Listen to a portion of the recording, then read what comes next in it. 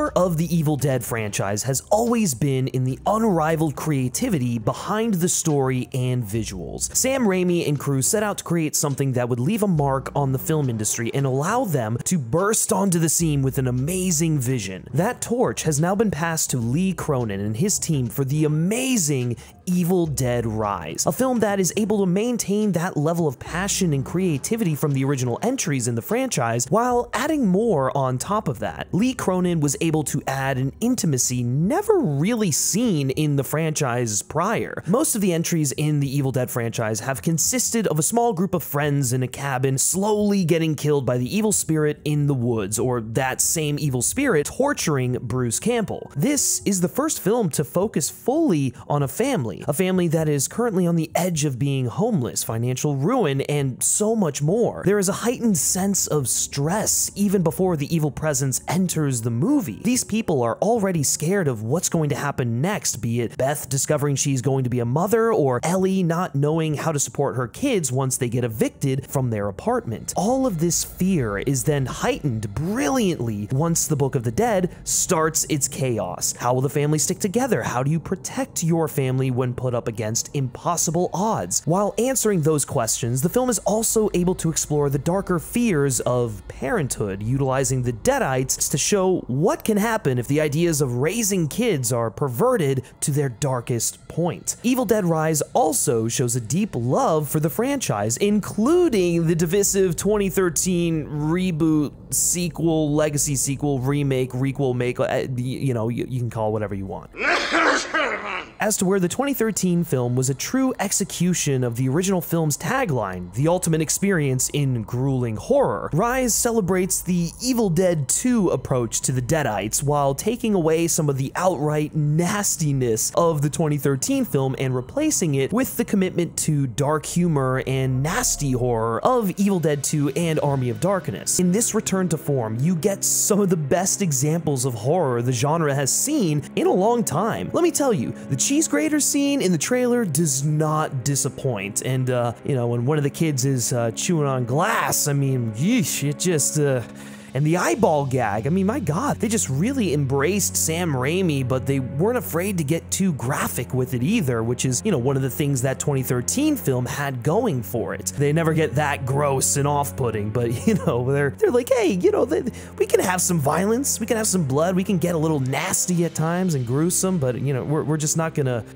be a freak about it. This embracing of every corner of the franchise also allows for the film to both feel like a love letter to what's come, as well as advancing it into the future. And all the way through, the film never forgets its primary goal: to scare the absolute shit out of you. But while those fears are circling your mind during this movie, put your bathroom fears to rest thanks to this video's sponsor, Manscaped. Manscaped is the best in men's below-the-waist grooming. Their products are precision-engineered tools for your family jewels. Now, I'm sure we've all been there before, needed to head out to the work shed and take care of business below the waist, but oh no, you don't have any of the amazing products to make sure you don't turn your sensitive area into a deadite. And once you get that Performance Package 4.0, oh man, is it a game changer. Inside the package, you'll find their Lawnmower 4.0 trimmer, Weed Whacker ear and nose hair trimmer, Crop Preserver ball deodorant, Crop Reviver toner, Performance Boxer briefs, and the Shed, aka a travel bag to hold your goodies. Now it's time to make everything nice and groovy by using the Lawnmower 4.0. This trimmer is the future of grooming, and dare I say, the greatest ball trimmer ever. I mean, I'm not really one to go down there with just any old electric razor. I mean, that scares the shit out of you. I mean, that's probably scarier than the Evil Dead movies, but their 4th generation trimmer features a cutting-edge ceramic blade to reduce grooming accidents thanks to their advanced skin-safe technology. And let me tell you, it really works. It was a pleasant surprise for me. And the best part is, it's also waterproof and also has an LED spotlight to guide your way for a more precise shave. Because you can take this trimmer into the shower with you, you can say goodbye to the mess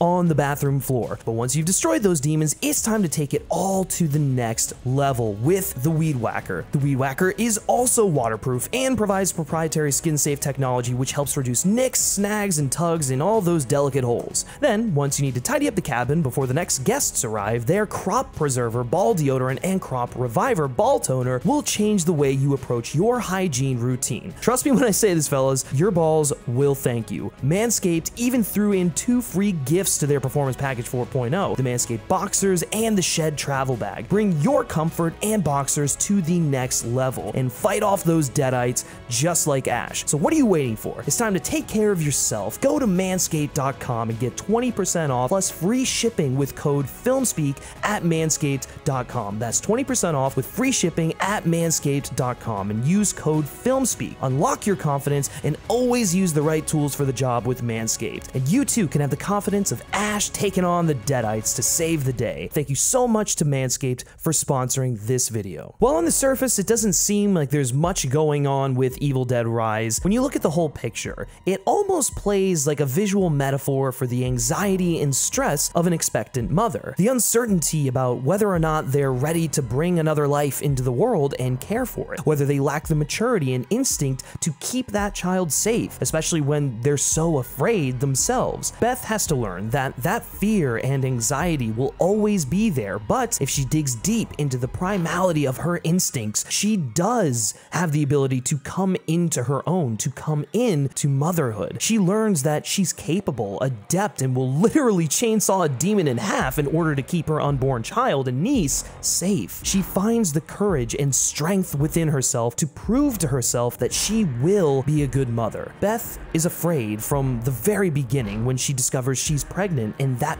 builds into the Evil Dead stuff nicely. It's also not just a coming-of-age film for her, but for most all of the characters, especially her youngest niece. Lee Cronin draws upon his own personal fears of family and parenthood from his own life, having Ellie's family being loosely based on his sister and his relationship with his nieces and nephews. You get the sense that he's probably the cool uncle they all seem to rally behind and get excited to see, just like Beth. And then there's the overwhelmingness of it all. Just because you enjoy being an aunt or uncle doesn't mean you want or can handle kids full time. You aren't around them 24/7. There's space and separation and knowing after a visit you can go home, unwind, and do your thing. There's the juxtaposition between loving your family and then being horrified by its all-consuming nature, personified by the demonic presence consuming the mom and the kids. Will Beth be next? Will she be able to save her niece? The Marauder, a huge John Carpenter-esque thing monster,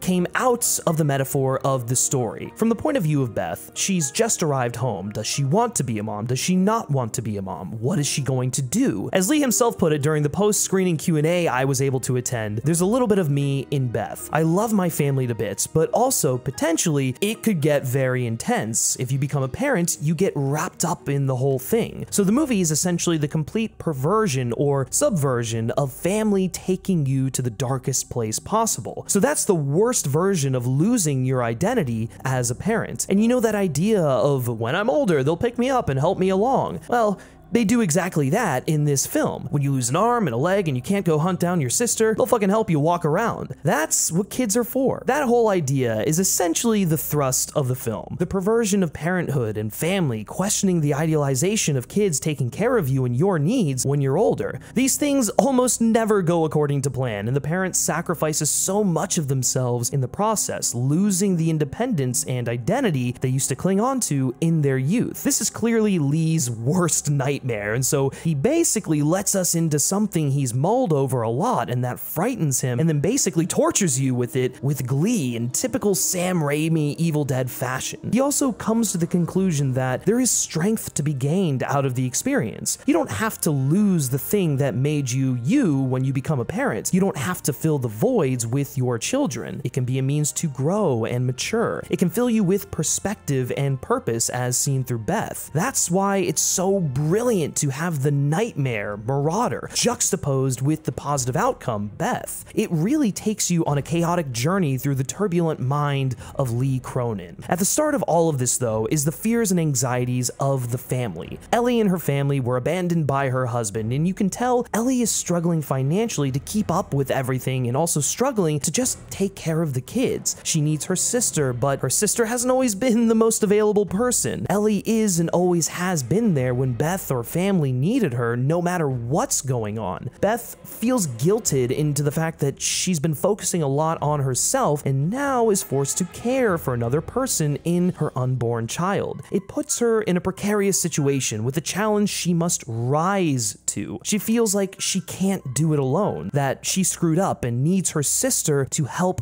make it right. But that's sort of the thing about motherhood, parenthood really. You're never really ready, but when that time comes, instinct will take over, and so it does for Beth. And even though this is a film made under a studio, under a parent company, a real independent grittiness manages to shine through, held together by gum and tape and popsicle sticks, you know, that stuff that we do when we're kids and we're making home movies. A tangible kind of feel to it. It's insanely physical, both in terms of the performances and the production. It feels handmade and risky, and through this, it makes everything feel so much more intimate. You don't so much feel like you're watching characters as you are watching people. People you care about, people you might know in your real life, struggles you can relate to. That way of grounding us then makes the terror of the story feel all the more real, all the more visceral. It's what gives this movie its bite. Rise brings the graphic brutality and excess of blood and other bodily fluids within the confinement of an LA high-rise apartment, making for a claustrophobic, anxiety-ridden dash to the finish that also makes use of every corner of the space. It forces Cronin to get creative with the camera and how he chooses to employ the signature Evil Dead calling cards, like the trapdoor, the possession, and the Deadites fucking with all of the main characters. I think the setting of an apartment complex also helps add to the family metaphor. Like,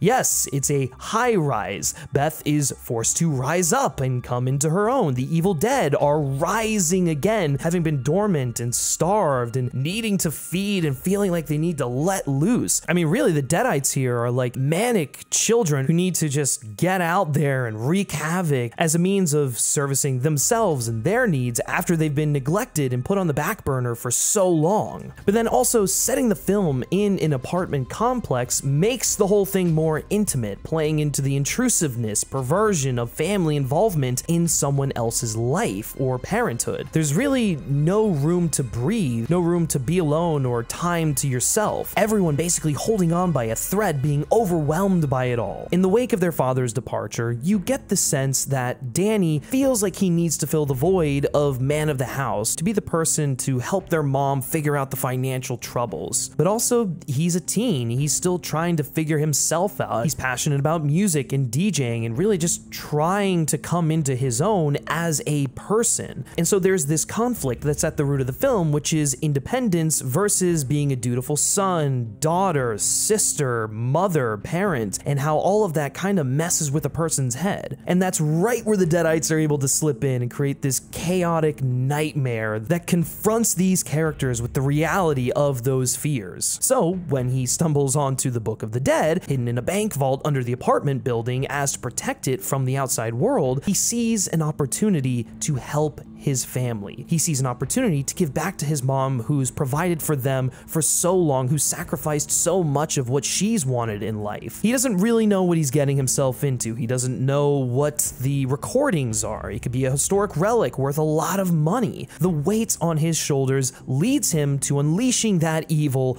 onto his family. This all connects back to Beth, who to the kids seems like she's living her dream and keeping it all together, but in reality is struggling with her own demons. I think that's part of why the kids look up to her so much. They see the possibility of something they could be, of someone with independence, but at the same time, they don't see the full picture and the very real things Beth is struggling with. It gives them all a very deep connection. They're all trying to escape their demons, literally and metaphorically. The Deadites they face show the fears they are all trying to suppress by relying on each other or caring for each other. And in the end, Beth is able to rise above those fears and see the light and hope that being in that dynamic can bring to life. The path to that discovery is covered with barbed wire, though, as once Ellie turns into a Deadite, all the fears can become a visual and physical threat. One of the best lines in the film is when Ellie is gone and the Deadite remains, and she says she's free from all you titty-sucking parasites. This resentful mother who's now going to torment her kid the same way she perhaps may have been tormented by them when they were younger, and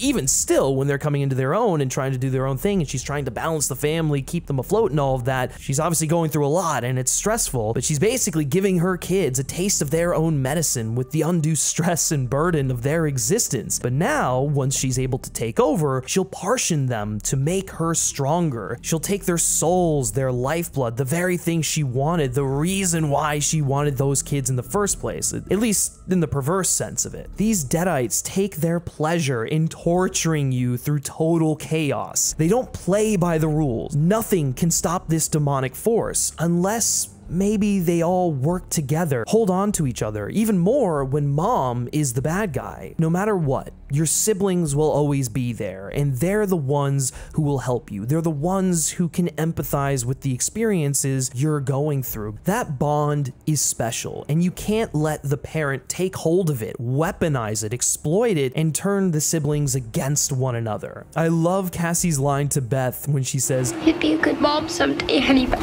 Oh, yeah? Yeah. You know how to lie to kids. This evil perversion of motherhood in the possessed Ellie trying to push Beth away from motherhood, tries to play into her fears, but it backfires. It actually strengthens Beth's resolve, makes her realize she does want to have the baby and be a mother. Beth has come to terms with her past mistakes and wants to use that to help make it better for her niece and future child. She uncovers that unconditional love and drive to protect from the evil in the world. She uncovers her purpose and genuine want to be a parent. She wants them to be strong and have a better life and future that perhaps she didn't have. The Evil Dead franchise is amazing. I love it so much for its dark humor, meanness, goofiness, and repulsive imagery. It's allowed so many creative visionaries to make their mark on the film scene, and each time do so with an impressively small budget. They are films about perseverance and passion, and that is all modeled perfectly in this new installment in the iconic series. Evil Dead Rise contains every ounce of passion that Raimi and his team brought along, with a slew of new ideas that are personal to Lee Cronin, his upbringing, and that idea of family religions, parents and their kids